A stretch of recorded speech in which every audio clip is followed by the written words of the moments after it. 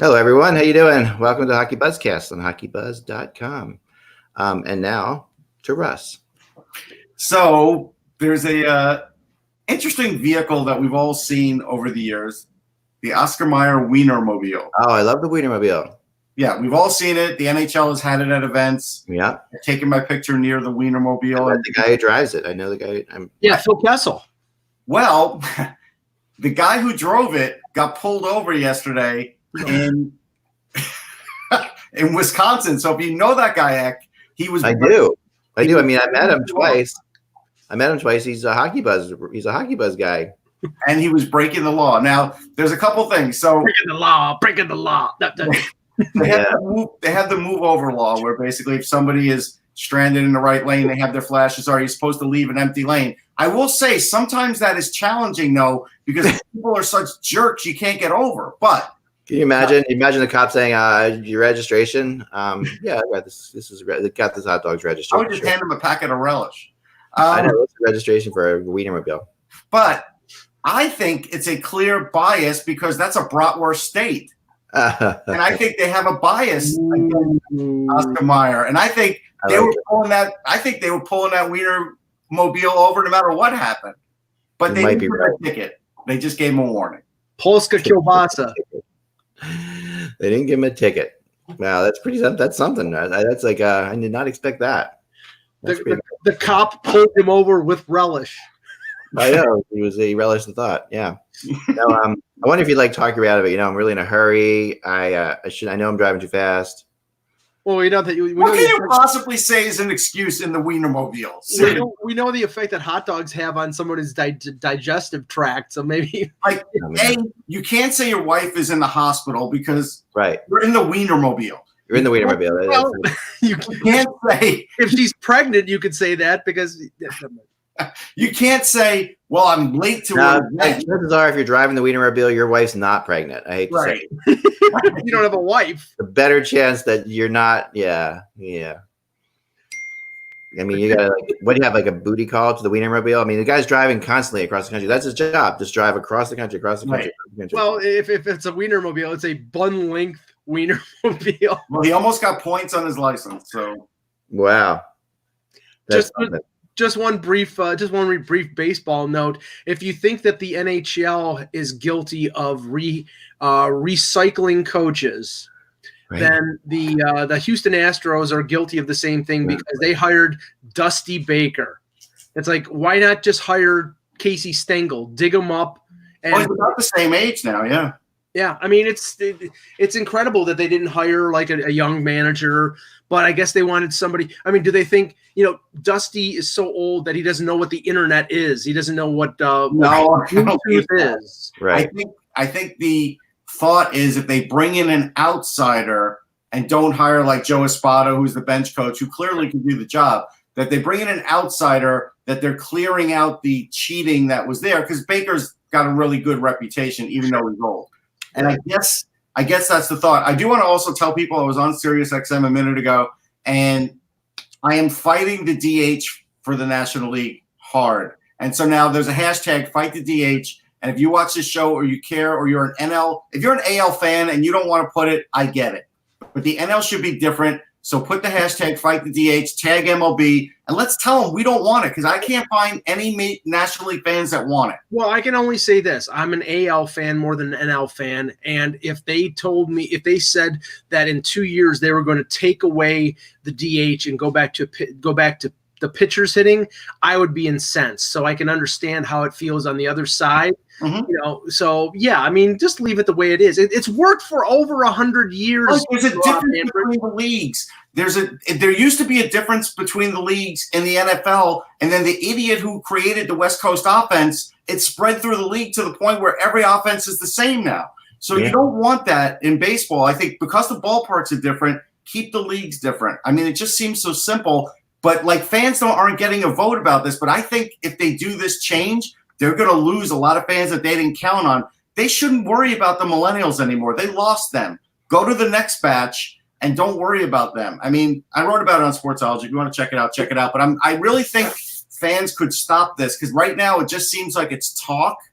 And I think that really, if they hit him in the pocketbook with it and they get enough names, that they will stop this. It's just here's the equivalent I gave. They asked me on Sirius because they're a hockey station. Well, what would you give the hockey equivalent to this? And I was like, well, if they had a shootout specialist, because the guys they put in these jobs mostly are guys that can't play the field anymore, or can't play a full 152 games, and those are the guys, right? So it would be a guy that you literally just take off the bench for the shootout, put him in there for the shootout, and don't use him in any other situations. To me, that's what that guy would be.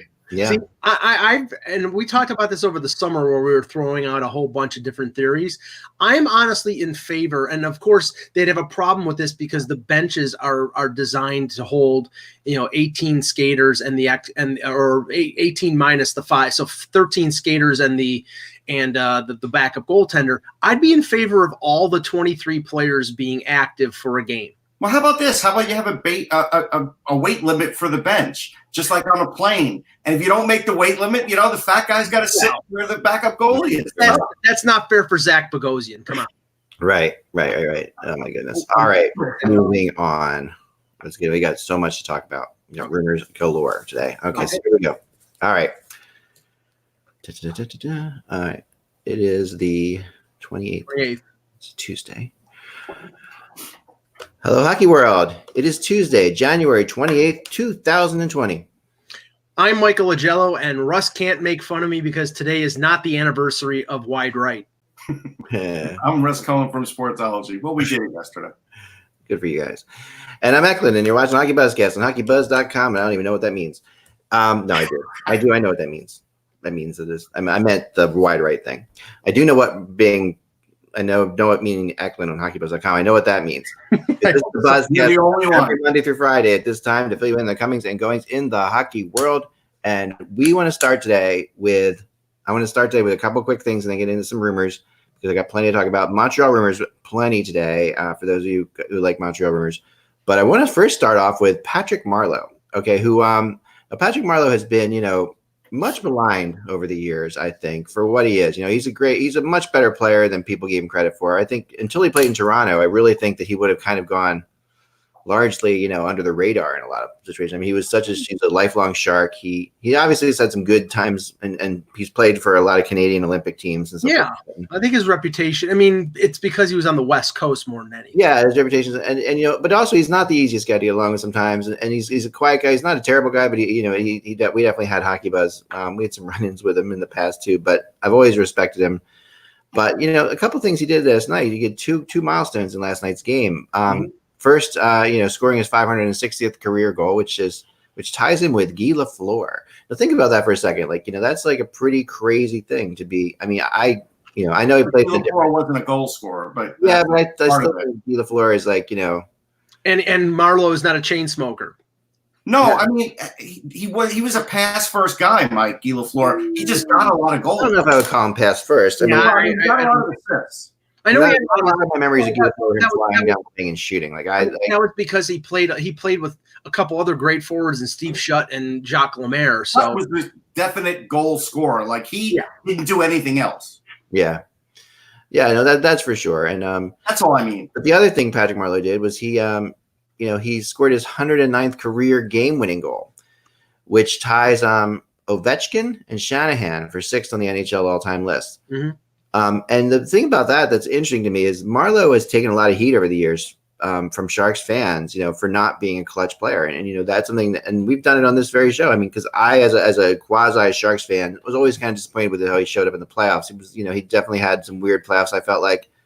And he doesn't like to be questioned that much about it. So I found, it was a tough thing, but I'm really kind of amazed. And of course, some people are going to say, is Patrick Marleau possibly up for a trade rumor here? Because, the Sharks are going nowhere. And could Patrick Marleau be moved?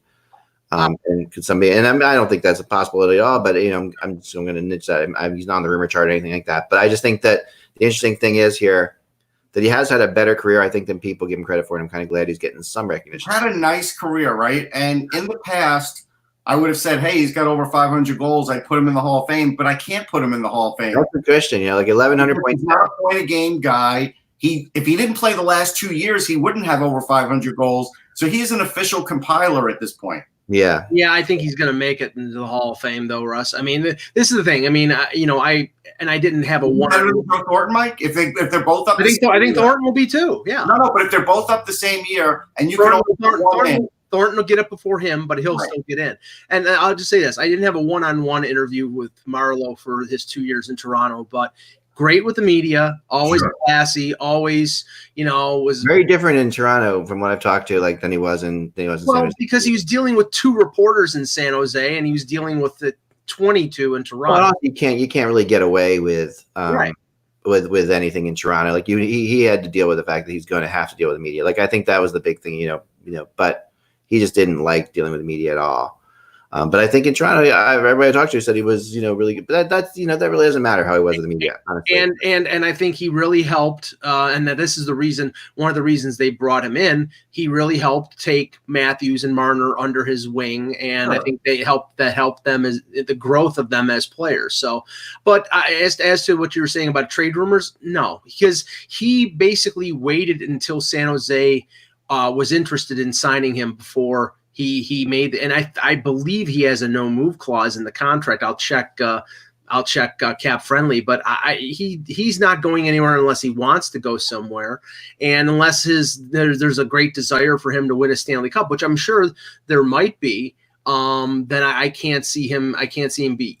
Yeah, no, he doesn't have a no move, so they could move him, but I don't think that they would move him unless he wanted to move. That's the respect that they really like. He's shown over and over again that he doesn't want to be anywhere but San Jose. Let me bring up another name, another guy who was called a compiler, but did get into the Hall of Fame, and that's Dave Anderchuk. But Dave Anderchuk had 640 goals, and he won a cup. And he won a cup. And he won a cup. Yeah. I think I can't put in Marleau for a very long time, if ever. I really can't. Yeah, I think he'll have to wait, but I think he'll eventually get in. I mean, remember, I agree with Mike there. I think there's still a little bit to be written on him too. Like I do think he's got some game left, and I'm not saying that he has 10 goals. There's game left, but it's like Mark Messier game at the end. And Mark Messier had a whole career before he was that other Mark Messier who sort of hung on for the last 3 years. If he went to Toronto and continued in Toronto and Toronto went on to win something, he would be a definite, right? Yeah. Yes, I agree. And that's what's kind of tough about it, because it's not really necessarily his fault that Toronto doesn't win anything. I don't think it was. Let's put him in a class of like players that played in his era. Jaromir Jagr, better. Joe Nieuwendyk, better. Like these are guys that are close in everything that he did, but better. Yeah, I think you're right about that. I mean, and those guys those are definite Hall of Famers, too. So. Yeah, well, that's what I'm saying. I'm putting them up next to definite Hall of Famers, and there's not one that I mentioned that you're going to say, no, Marleau's better than that. Yeah, Funky in the chat mentions Gartner, and Gartner never won a Stanley Cup. Classic didn't get into the Hall of Fame guy, right? Right, but he's in now though, isn't he? Gartner's in. I think Gartner's in the Hall of Fame. So for years he was mentioned. I mean, but he could be the kind of guy. What you need. The way the Hall of Fame works is there's a committee of revolving people. They're on for I think they have 3 years or 5 years or something like that, and then they're off the committee. And you have to be brought up by one of those people. So basically, if you don't have if Marleau doesn't have a buddy in the media or whoever in that area, but he's got enough friends in Canadian hockey that he's got a good shot. Because a lot of the people on the Hockey Hall of Fame thing are very tied into Canadian hockey. I think his Canadian hockey might get him in the Hall of Fame. Okay, but let me bring up one more point. So one other guy that comes up like as a comparable is Jean Rattel, right? Yeah. And he played until he was 40, but he only played 1,278 games, and he had 491 goals, and he was not a goal scorer. Right. Marleau has played 1,700 games. Right. And he's going to count against him. But you have to say Marleau has played at 2 positions in the league. He played center, now he's played wing. Yeah. I mean, we'll see. I mean, we should talk about rumors more. Yeah, we'll get to rumors now. No, fine.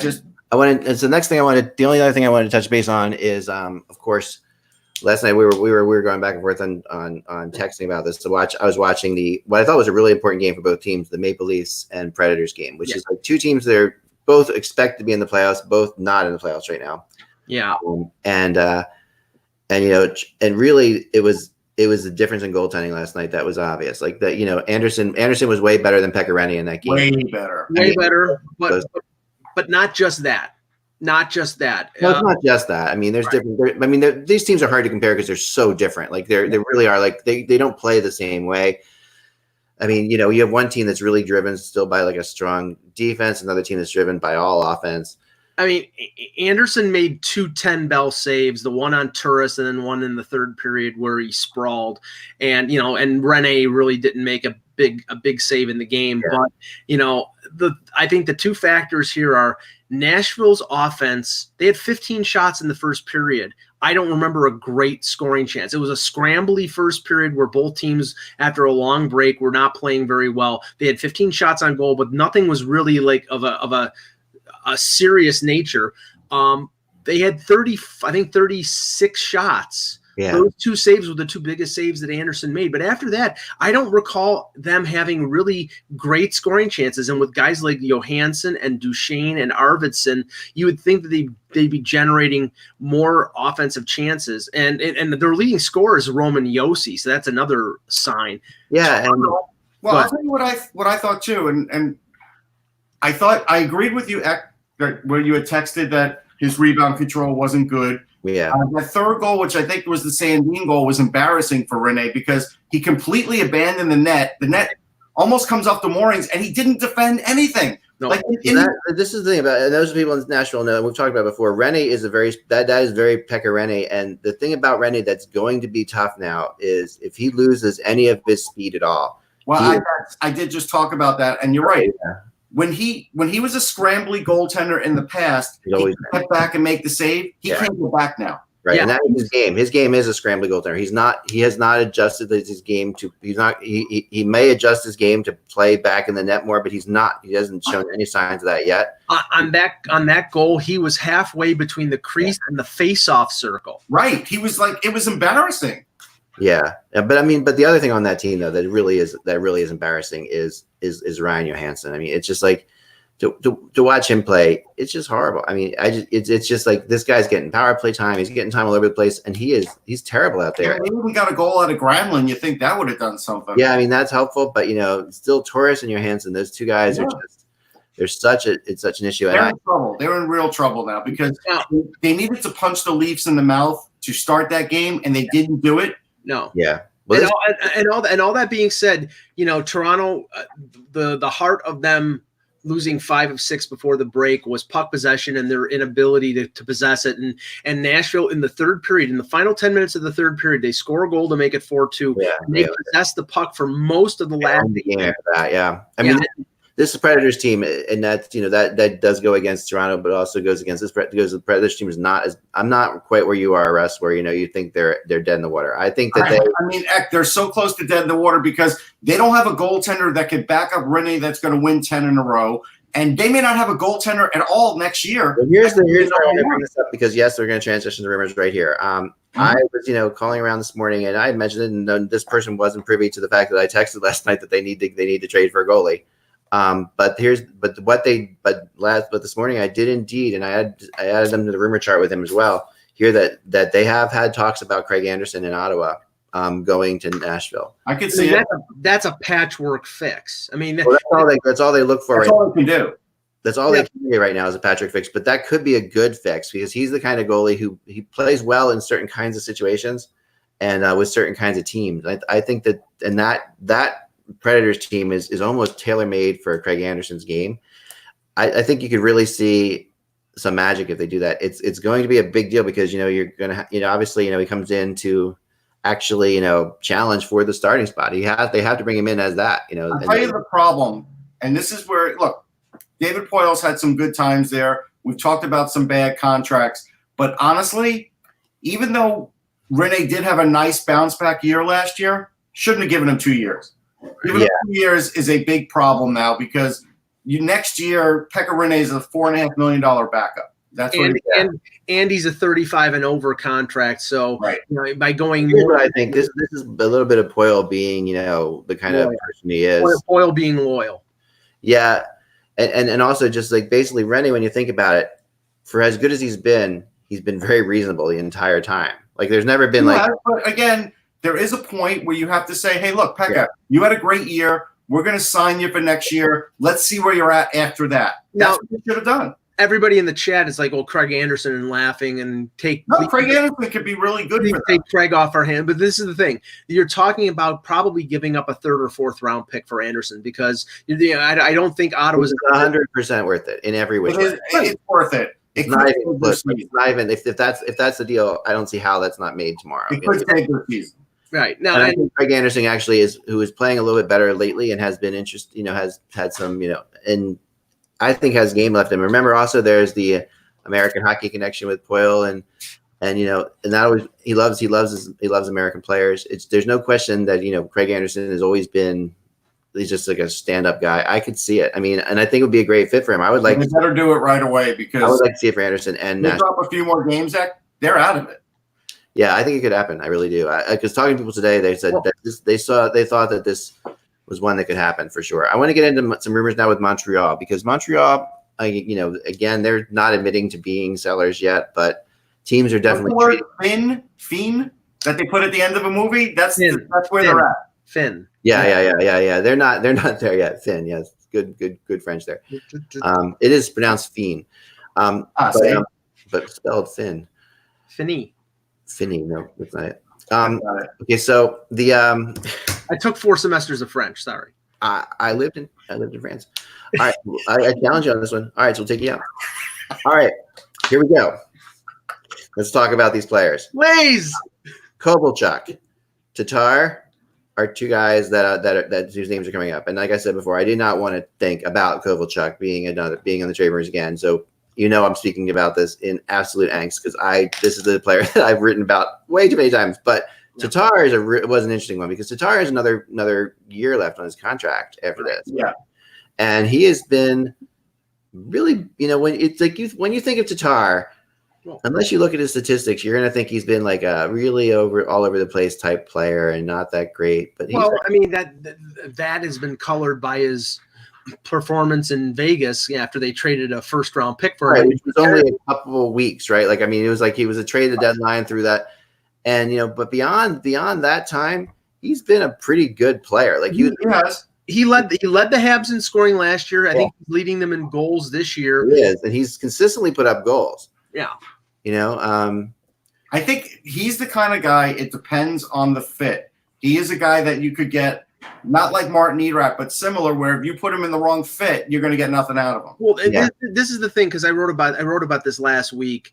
Tatar's got a year left. I think it's under $5 million. I think it's 4.8. Yeah, it is. This is the problem. If Montreal does not see themselves signing Tatar to what he would expect, which probably is $6.5 million because he led them in scoring and has been doing pretty well, then it makes sense to trade him now when he has a year left at an affordable amount. Yep. And get the most for him. And you could say you could make the same case, although probably a little bit less about Jeff Petrie but he's a defenseman, so they probably won't move him. Right. Or even Max Domi, who's an arbitration eligible restricted free agent, but they like him and they'll probably re-sign him. They see him as a future as part of their Tatar. If they don't want to spend $6 million on a long-term contract, then it makes sense to move him now. I will tell you this though. There's no way Bergevin's going to retain any salary on Tatar. He doesn't retain any salary. No, but he won't have to. I don't think because the contract is a lot. It is a lot.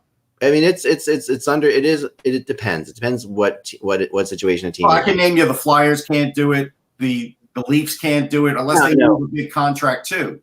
I mean, the teams I have on the rumor chart right now are Pittsburgh, which is apparently and again we look at them and say.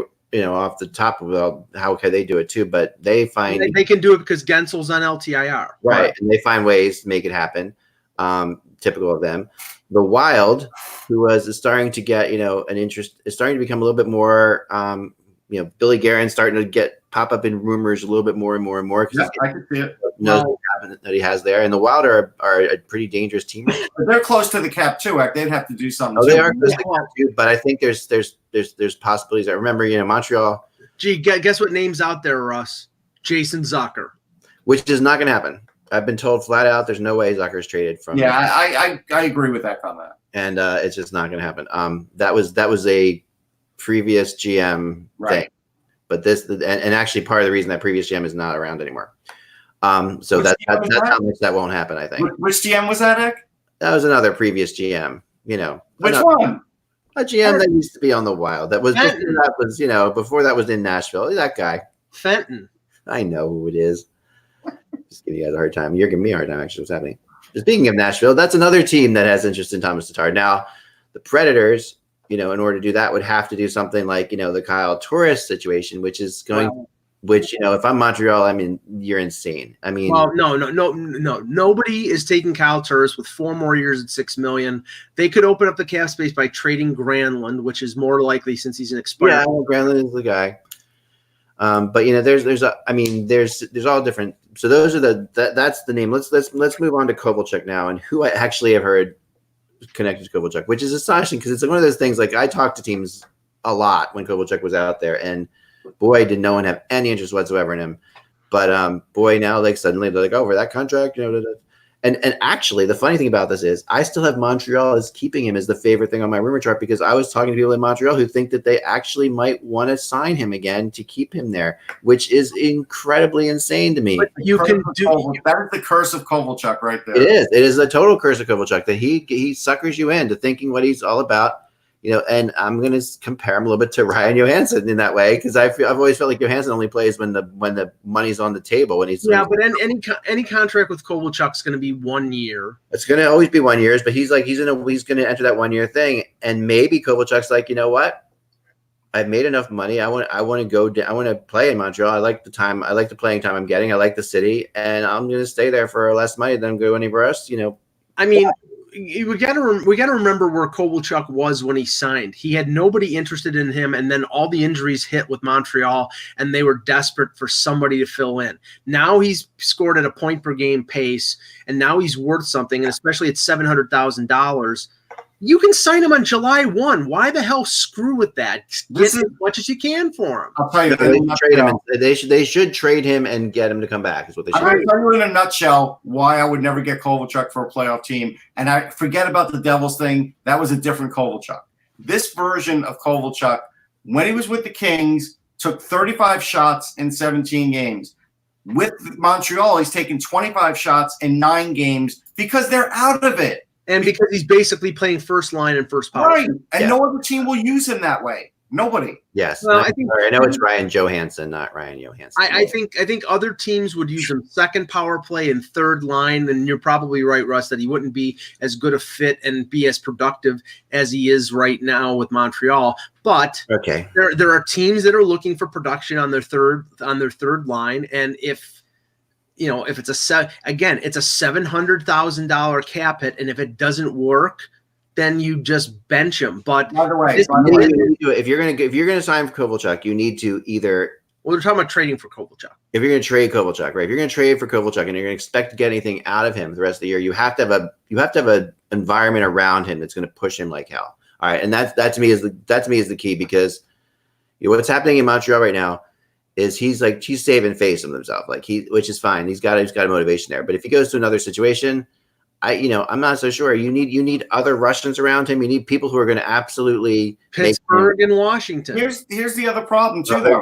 Apparently there is an Ovechkin Kovalchuk thing that I've been told doesn't fly. So that's why. No, I agree. I've always you're never going to hear you see Kovalchuk in Washington. However, Pittsburgh is a possibility, and they are on my rumor chart with Kovalchuk. Yeah. At a 20% possibility. But think about this, Eck. He's getting over 19 minutes of ice time a game, which is insane. He has 2 takeaways and 10 giveaways. If I'm playing in a tight playoff game, I don't want him on the ice.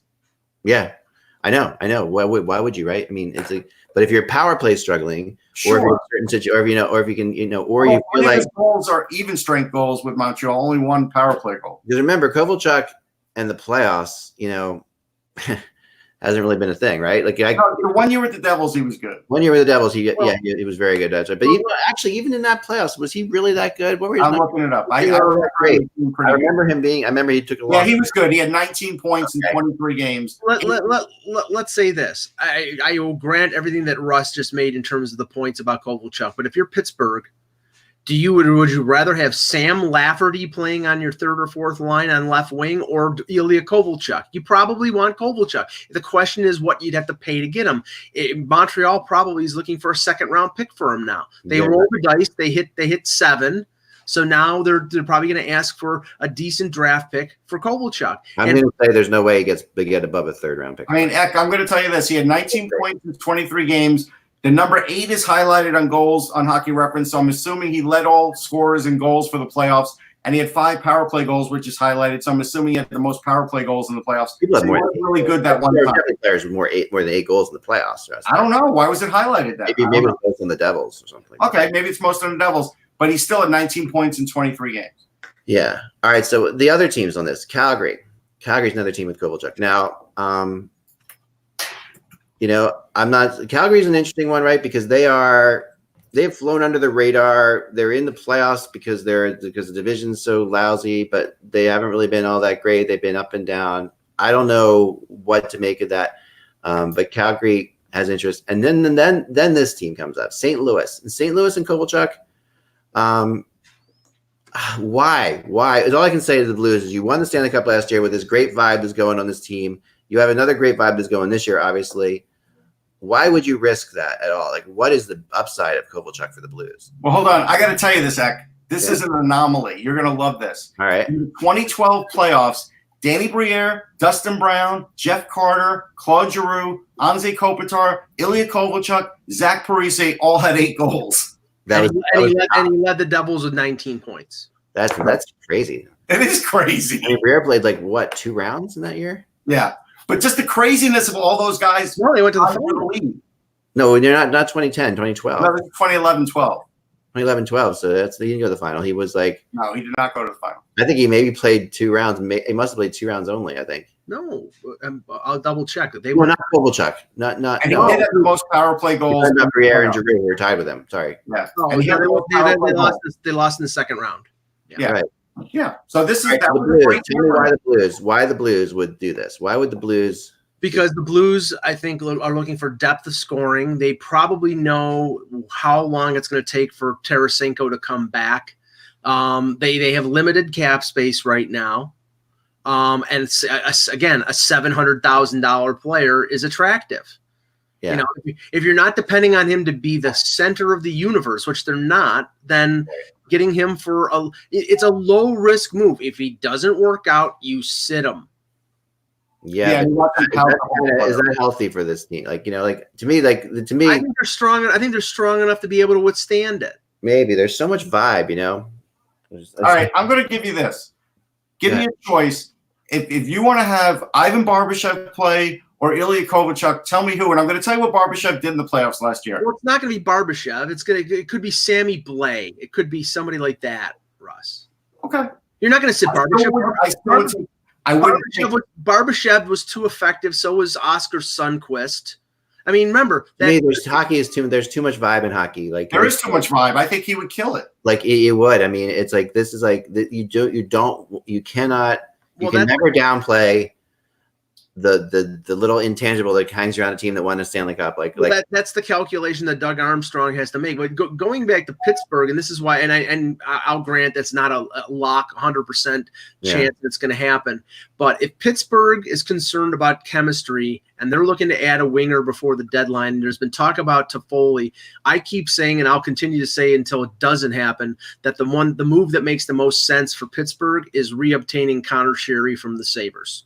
Because I would agree with that. I think that makes sense. I'm not saying it's the most sense, but it does make sense. I like that. He won 2 Stanley Cups with them. He's making $3 million, which is half the cap space of what Gensel opened up with his LTIR, and that leaves them enough space to go out and make another move. And Jim Rutherford, if he has $1 of space, he's gonna spend it.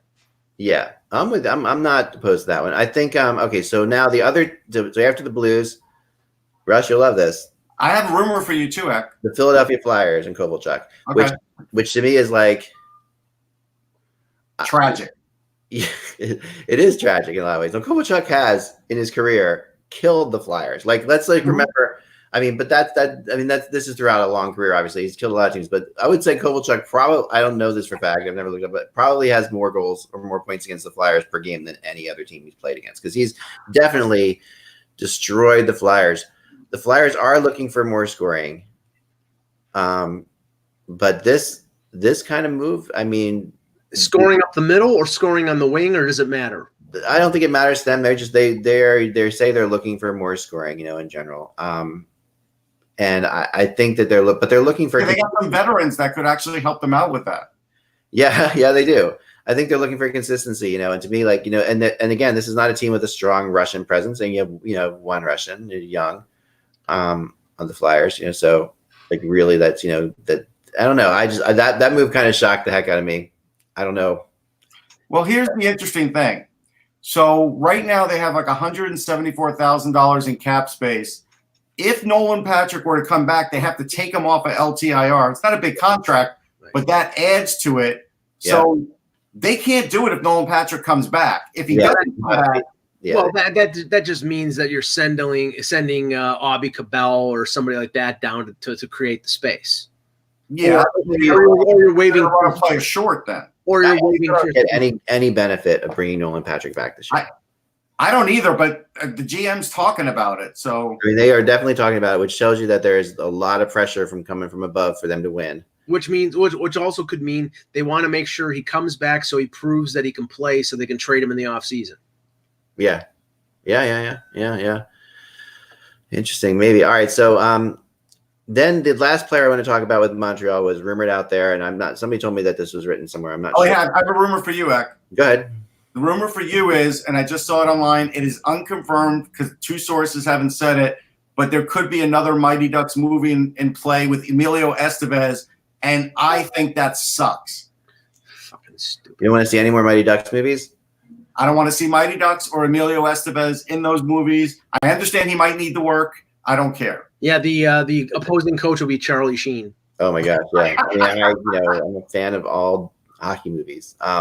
So I don't know about the Mighty Ducks. Oh boy. All right, moving on. Carey Price.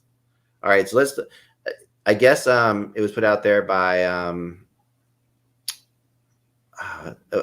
gosh, I can't remember who wrote it, but it was an article. Somebody sent me an article that someone mentioned that Carey Price was out there. You guys see this at all? I did not, and I laugh at it. Larry Brooks talks about it. Okay, yeah, I'm sorry.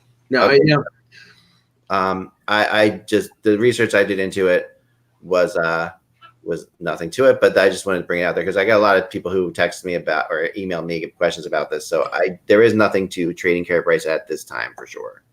I don't think it makes a lot of sense. I don't see a team out there that is willing to make the commitment of 7 more years at $10.5 million. Now, if they see that they have a window of 2 or 3 years where they think they can go for it and Price is still good enough to improve their situation in goal, then okay. I mean, do you think Nashville thinks that with Carey Price they can be a Stanley Cup contender? I don't think so. They can't afford the cap space. It doesn't even matter. Well, if they gave them Torres, okay. If they gave him Ryan Johansson. We gave him Ryan Johansson. Ryan Johansson. You did it too. And Kyle Torres and like a couple first-round draft picks or whatever. Not worth it. Not worth it. Yeah. It doesn't seem worth it at all. But I'm just throwing it out there and telling you what to do. Well, here's the other thing I'm going to throw out there. Yeah. I said it wasn't worth it to spend big money on Bob, and so far Bob is not worth the money. So now teams are going to look at that and say, how can we allocate those kinds of years and dollars to a goalie? Yeah. When this guy was thought to be one of the best, and he's not even been good. And just goalies are so hard to price. I mean, just think what the chilling effect it's going to have on the market next summer when Holtby is out there. I don't think he's getting $7 million on a free agent deal. I think he'll probably get 5 to 6, and it'll probably be 3 or 4 years because he's over the age of 30. There's going to be more value out there for goaltenders like Georgiev, who's 23. Yeah. And teams think he can be a number one because he's young and he's mobile, and that's somebody that they're more willing to take a risk on than a 30-something-year-old goaltender who may have seen his better days. And you gotta say, Carey Price is a 30-something-year-old goaltender who may have seen his better days. Think about this: this Bob contract may be the worst in hockey at 7 years, $70 million. I'm going to give him time because I still think Bobrovsky could turn that around there. There's no question that the pressure, he's got to get past the putting that kind of pressure on a goalie is just of a big contract like that is not. And how about don't accept that kind of money? I know. Well, who's not going to do that? Like who's going to do? I mean, who's none of us would turn it down either. But the issue is like money spent on goalies is so difficult because I mean, look at I don't think there's many people who think that Murray in Pittsburgh could be possibly traded a few years ago. Yeah. Matt Murray was like so, but now suddenly they've got another goalie. So is that a part of Pittsburgh's system? Is that Sullivan? Is what is going? Is it or is just Tristan Jarry so good? Or no, I think Jarry is that good. I agree, but we don't know. And the crazy thing is so what's going to happen? There's a lot of unknown, but I will tell you what is known. Right. What is known is there's definitely a certain age now with the way these goalies have to lay out all the time that you maybe don't want to go in big on a goalie. And with the time that they signed Bobrovsky, he was going to be into this season at the age of 31. This was not going to be a good signing. Well, I mean, this is the situation with Pittsburgh. He might play better and it still will be a bad signing. This is the situation with Pittsburgh. You have Murray, who's won 2 Stanley Cups, who signed a bridge deal, is making a little over 3 right now. On his new contract, he's probably going to want to be paid, I would probably say $6 to $7 million. He's going to expect to be paid like one of the top goalies in the league.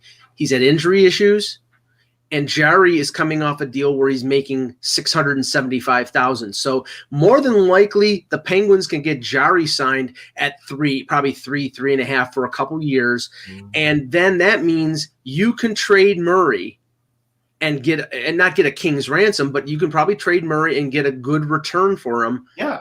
I think I have a weird feeling that's the way it's going to go there because it's like right now Jarry is looking great and he's got a good pedigree too. Everybody knew he was going to be a good goalie. No one expected, but then at the same time, you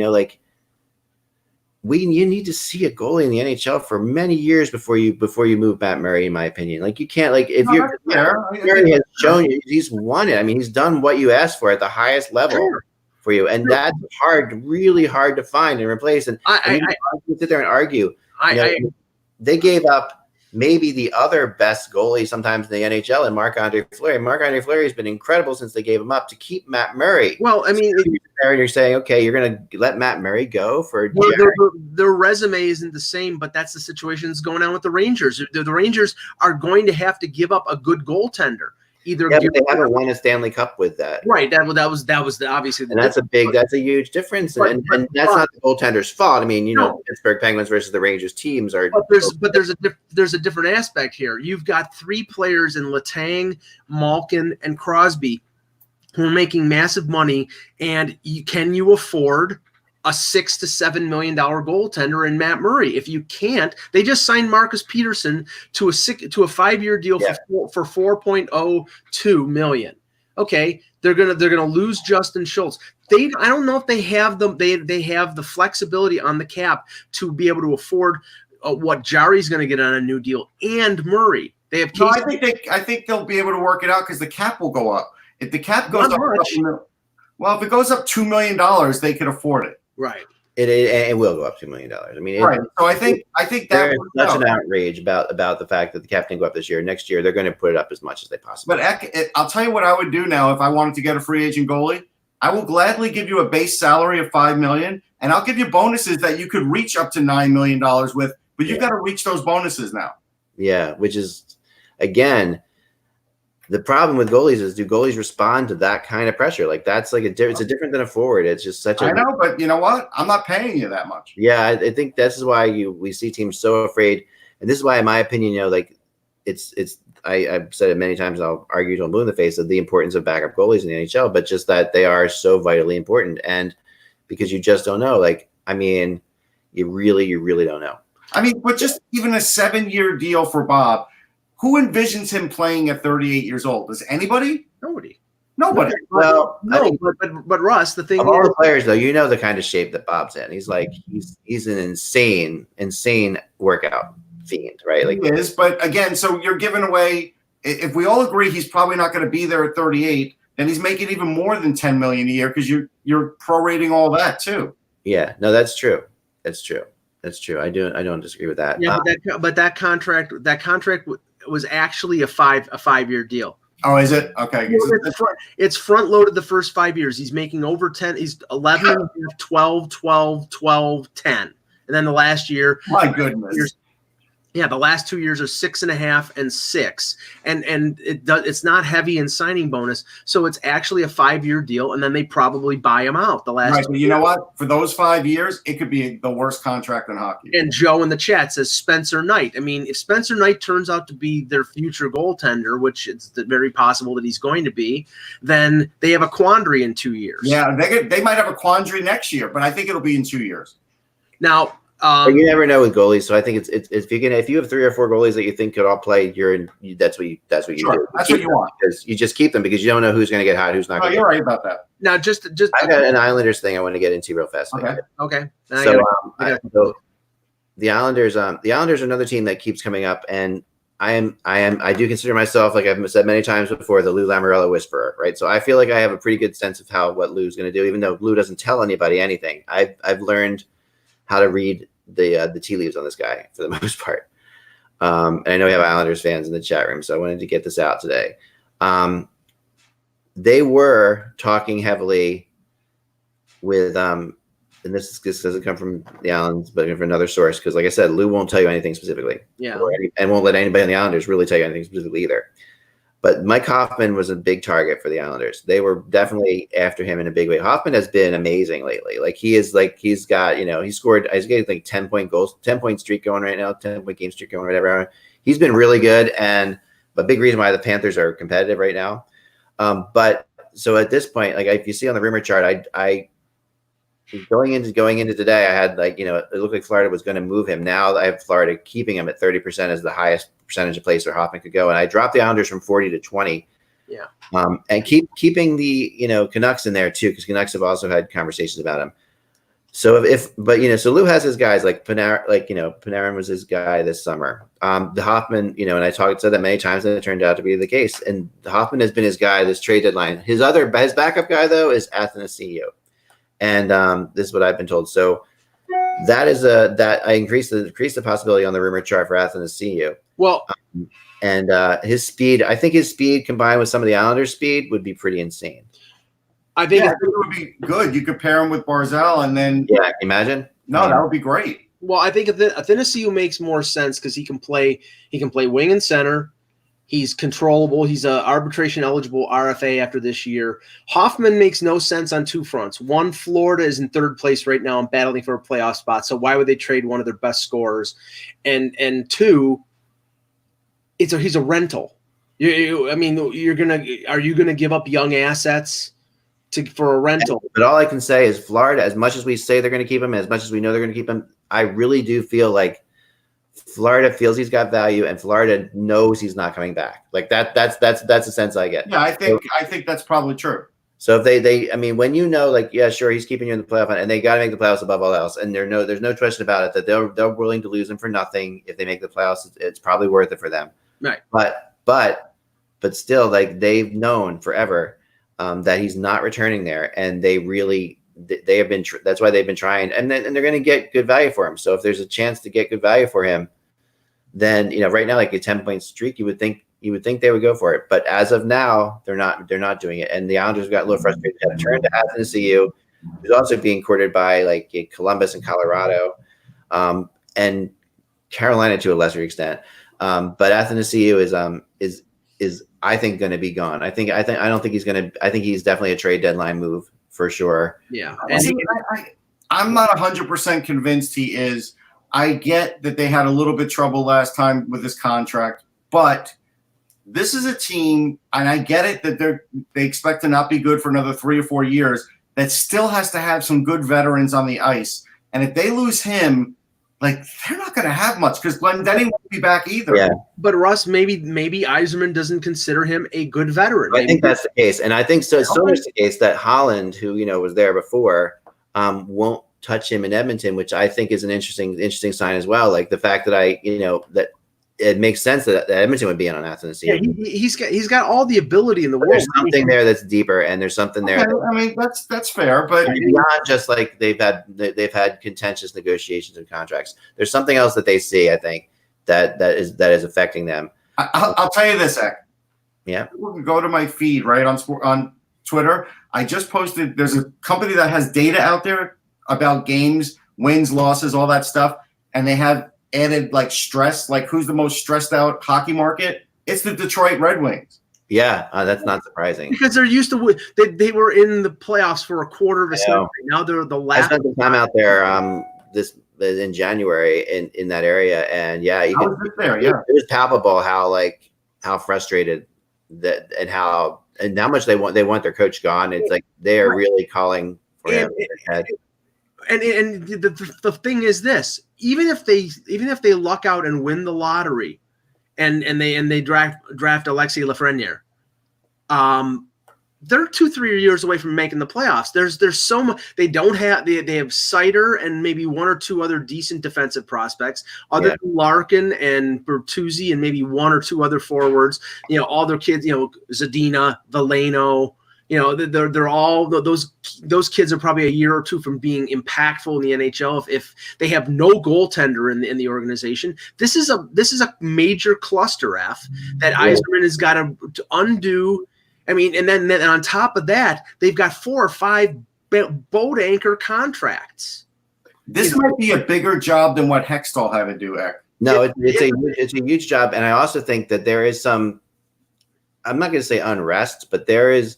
I don't think Yzerman and the ownership are totally on the same page because just from talking to people and Yzerman came on and made a statement about his coach. About the coach and said he was really happy with the coach, but it was like it felt like it was like one of those he's a hostage off camera type statements that he had to make that he was happy with his coach because it really didn't feel legitimate to anybody who saw it, and the fans out there have totally bought into this conspiracy theory that he's been forced to say he likes the coach. All that stuff doesn't bode well because if you bring in Yzerman to actually do his thing, you got to give him all that he wants, and if they're making him keep the coach there for that's good. That's bad. I'm not saying I don't think he's a bad coach either. I think he would get a job somewhere else.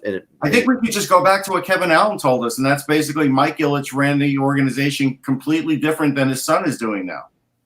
Okay. Yeah. No, I think that's probably totally that makes sense. So I think that it starts there. The organization better than anyone. Yeah, and I think it starts there, right? Remember Mike when he said that to us? Yeah.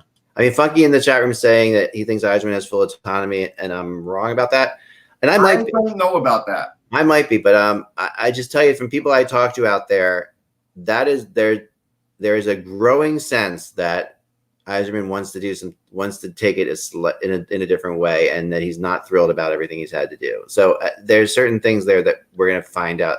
Finally, on the Islanders, I want to finish off the Islanders. They also have talked about Tyler Toffoli, though I think he's heading to Calgary.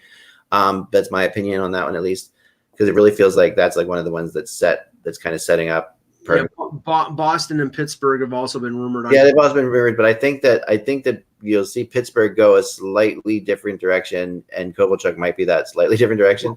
All right. And then finally, Brendan Dillon's another one that's on the Islanders' radar, which I was sort of surprised at. No, because he would come fairly cheap. That's loose style. After losing Pelech, that makes sense. Right. Now a couple other ones. And we haven't heard any definitive info on this yet. Kasperi Kapanen was injured yesterday in the game, Leafs in Nashville. A lot of rumors over the last couple of weeks. I know David Pagnotta from the fourth period mentioned something about Kapanen being available. If he's hurt for a couple weeks, I think that takes him off of the trade speculation. And also, they're not trading him unless they get somebody of a comparable age and somebody who's under contract. That's been floated out there by numerous people. So that they're probably getting that from Toronto to set the market. So he's not going to be traded for a rental. That makes no sense. And there are people out there saying that the Leafs are overvaluing Kapanen. That tells you that they're trying to lower the value of Kapanen. So it's laughable. The other one is Buffalo. Tonight they play Ottawa. They begin a stretch of 10 games where 9 of them are at home between now and February 16th. They're 10 points behind third place and the second wild card. They lose maybe 2 or 3 of those games. Expect them to be sellers of anything that's not nailed down. I'm talking Sherry, Gergensons, Larson, Bogosian, Evan Rodriguez. I mean, no big name, big splash. They're going to get 2 first-round picks for him, but these guys are unrestricted free agents except for Rodriguez, and he requested a trade. They're going to move them. I think we should probably start looking into Dallas because Rupe Hintz went off the ice last night. And if he were injured, they're going to need somebody because that's a team that can't afford to be without him. Yeah, I did. I spent a lot of time talking to people about Dallas today and haven't really they're noticeably absent from most of the rumor chart right now. Cogliano's already out, so they're down players. Yeah, they're going to be appearing on the rumor chart in the next 24 hours for sure in different situations because there are some things, and Dallas does see this as like a bit of a window. Russ, maybe they'll trade for Nikushkin. I want to say about Kasperi Kapanen that I am not quite on the same page with you, Mike, on that completely. I do think that there's a lot of it's so difficult to judge Toronto rumors, of course, because like you said, people are going to put it out there that this and that, and it's going to happen. But at the end of the day, what I keep hearing is there is pressure on the Leafs to bring in guys who have some term on their contracts. Yes. And that's because obviously they've got so many things they've got so many players they have to sign, right? And well, not that. It's the fact that they have 3 unrestricted free agent defensemen. Two of them are right-hand shots. Right. So they have 2 gaping holes on the right side. And if you're going to trade somebody who's got term on his contract like Kapanen or Janssen or Kerfoot, it makes no sense to trade for another pending UFA who you can't sign. Right, I do agree with that. But if you can get a player who has some term on their contract, it does make sense. And that's term. And I think that and you can get a defenseman especially who's got term. Yeah, because what you're looking at now is Dubas has it's not necessarily his fault, but there's no question that it is very hard to sign guys in Toronto right now because of just everything of the craziness of the media, of the craziness of players going for everything they can get. Not one of their guys gave him a discount. Not right, one. No one's given him a discount, and everything has been a challenge of monumental proportions. But you're right, Russ, that that none of the core guys. Right, that's what I mean. Right, but Kapanen did. I mean, Kapanen was 3-2. Yeah, I know what you're saying, and that's true. But Kapanen was smart because he saw he was also got his dad be helping him out, and it was a smart move because if I'm Kapanen, I do the same thing. You got all these other free agents. You're not going to get any time with Dubas this summer, so you might as well just if you can get a contract done, right, and make yourself solid, you do it. And they they got. And he's been very helpful for them this year. They got spent $700,000, and that's going to be the blueprint of getting veterans to come in on one year deals. But and I think we're in agreement here. And maybe we're just misunderstanding each other. I think the only way they trade Kapanen is for somebody with term. They are not trading him for Brendan Dillon. I think what I'm saying is I don't think that I think they will trade him in 2 weeks is going to matter that much. No, I think they will trade one of those guys. I mean, and I'm just throwing this is not a rumor. I'm just throwing this. I think they would do a Kapanen for a Gostisbehere because Gostisbehere has term, and he's that actually is a rumor that's out there. And it's something that I haven't written about yet, but I have discussed it when I've been trying to get. And I actually have on my rumor chart, I have the Flyers with Gostisbehere. I have the Flyers at 35% and the Maple Leafs second at 25%. And then Florida third at 20%. So there's definitely Gostisbehere to the Leafs makes probably as much sense as it's ever made. It's been discussed many times over the last couple of years. Right. Gostisbehere for Kapanen has almost happened a couple times. Runs really close to happening at the draft. And we don't know how he is. Right, and I think that's what the last thing the Leafs can afford is somebody who's not 100% trading for him. That's a deal that can wait until the summer. Right. Yeah, it can for sure, and that gives. I mean, and Gus is affordable. But he also doesn't help them that much defensively. No. I think Russ agrees with me on this that we both think Gostisbehere gets kind of like a little bit of a raw deal for being horrible defensively. I don't think he's horrible. Yeah, he's not horrible defensively. It's just when his offense isn't working, you start focusing on his defense. Right. And right. I think he starts focusing on it, which is even worse because when he focuses on his defense, his offense doesn't. His whole game is playing balls to the wall, no care, taking every rush you possibly can. And I think if you need any kind of indicator of maybe a augmentation of Kyle Dubas's philosophy, they're discussing a contract extension with Jake Muzzin. There's no talk of them talking to Tyson Barrie. Tyson Barrie is an offensive defenseman, a puck mover, a power play guy. Yeah, he's going to want probably a lot of money, $6 to $7 million. They've got enough of those guys. Kind of the same player as Gostisbehere in a lot of ways. Right, and that's the only thing that I hesitate on is the fact that Gostisbehere is in that same vein. He's in the Jake Gardner, Barry vein, and he's not in the Gardner vein. He's not, but he's not a giveaway specialist or anything. No, but he's. I mean, he's just not necessarily going to be. Right. He doesn't make stupid plays, Gostisbehere. I mean, he makes a couple, but everybody does. But he doesn't. He's just not. He needs a defenseman who's going to let him roam. Put it that way. Like he needs a partner who's going to let him do that. I did want to mention one more thing, Ek. I heard a clip, and I know there's a documentary out. I haven't seen it yet on Connor McDavid, but Elliot Friedman was talking about his recovery from the knee injury and how at the end of last year he had a ton of fluid on it, and he got two different opinions, and one was to get surgery, one wasn't. He didn't get surgery, and he rehabbed it. And now they're all using it as a case study because apparently he's like the first athlete to really not opt out for surgery with as bad of a knee as he had. Yeah. And he has really recovered well. Now, the reason I had put, and Nick, you didn't know this because I don't think you were on the show when I did this. I had a poll up and I said you could either take Connor McDavid or the field for the fastest skater. And I opted for the field and everybody took McDavid, but he probably is a tick slower now than he was. But he's still faster than most players in the league. But it's an amazing thing, and trust me, I know about medical marvels even from my own. Yeah, no, it's an incredible thing. And even if it isn't slowing him down, you're not going to take a big risk with your McDavid flying around the corners like that. It's a very dangerous. I've talked to players who do it, and it's a little bit hairy. They say it's a scary thing to do because you're not used to. I think the NHL should do is I think the NHL should give them pucks. I want to see the fastest players skating. I'm with you. I would like to see the fastest player with a puck because McDavid wins that, no questions asked. Like that. There's a difference when you have a puck. It's a totally different game, and to me that would be so much more interesting to see how fast these guys are with a puck. Like having to bring the puck with them would be something. And maybe don't have them going around the rink once. Maybe just have straight line from goal line to goal line. Yeah, you have to keep the puck close to you.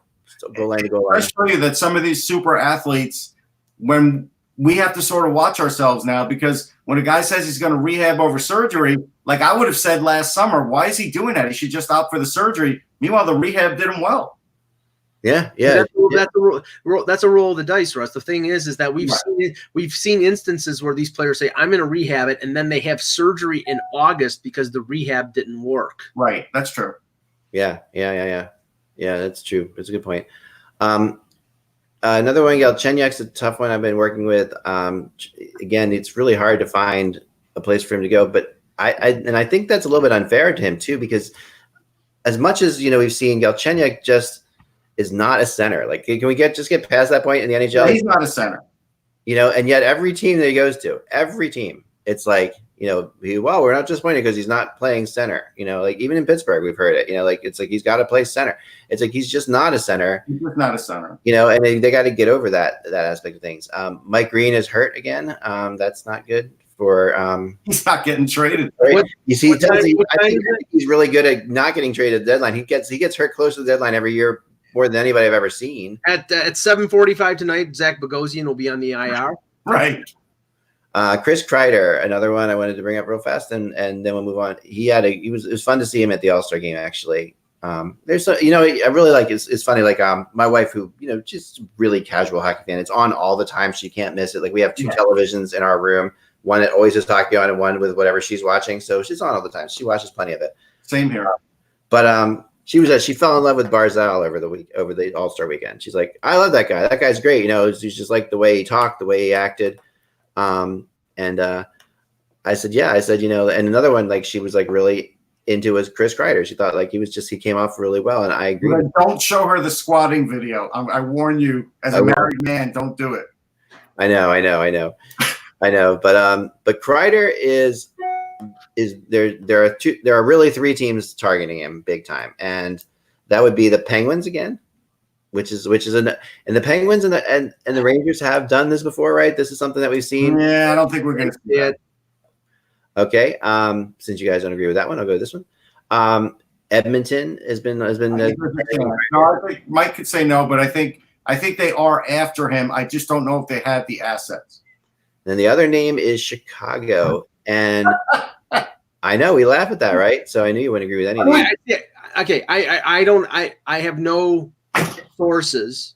I'm just basing this on fit in terms of salary cap, and the three teams that make the most sense are Boston, Colorado, and St. Louis.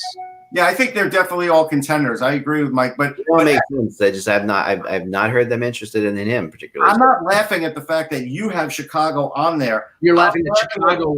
That if Chicago doesn't get a defenseman, they're not going anywhere anyhow. Would you do? Yeah, I was gonna say Bardicus is good thinking along the same lines I am. He says Sod for Kreider. The problem is Sod's been hurt like the last the 2 Rangers months. would not take Matthews. Right, exactly. That's a salary dump. I see. Honestly, you want to talk about? You don't think Saad has value? No, I think like not as much. Still young. Well, no. This is the thing. Young doesn't matter. Just bear with me for a second. I think that Saad to Pittsburgh makes a lot of sense. He's from Pittsburgh. He's won Stanley Cups. They can afford him. He's under contract for 1 more year. That makes a lot of sense. Kreider, I can't see the Penguins giving up what they would have to get Kreider from a team in their own division. Right. They're not doing it. Yeah, that doesn't mean anything to the Rangers because they're not making the playoffs, and they. No, it still does, though. It does. They've done it before, haven't they? I'm trying to remember who they. Rangers, Pittsburgh. I can't tell you the last trade. Oh, I can't. There's definitely one that there's. Oh no, that was one very recently too. That was through Ottawa. And Kasparaitis was signed as a free agent. Somebody will get this in the chat room because there was this happened in the most minor trade. It will. Minor. I'll remember it. But I'll if not I just dreamt it. But we'll see. I think it's real. You never know. The Chicago Blackhawks get a defender. I mean, that is the problem with your team. You're not going to be able to, when the second half of the season rolls around and there's 15 games left, and they're playing tight games, who trusts that defense? Leonard's really good, but there's only so much you could do. Yeah. What they're looking at is, and I agree, I think they have $11 million in cap space. They lost 2 defensemen. They need a defenseman.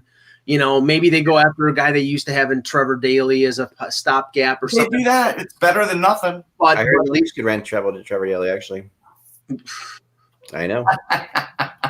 And he's left-handed too, which is I know. I want to see Mike write about that one in glowing terms. Yeah, I don't think they need a left-handed defenseman anymore to replace Riley because Rasmus Sandin has played very well and he played his 10th game yesterday. The Muzzin is back. They have Dermott. It's the right side that I think needs improvement because Barry has not been good defensively.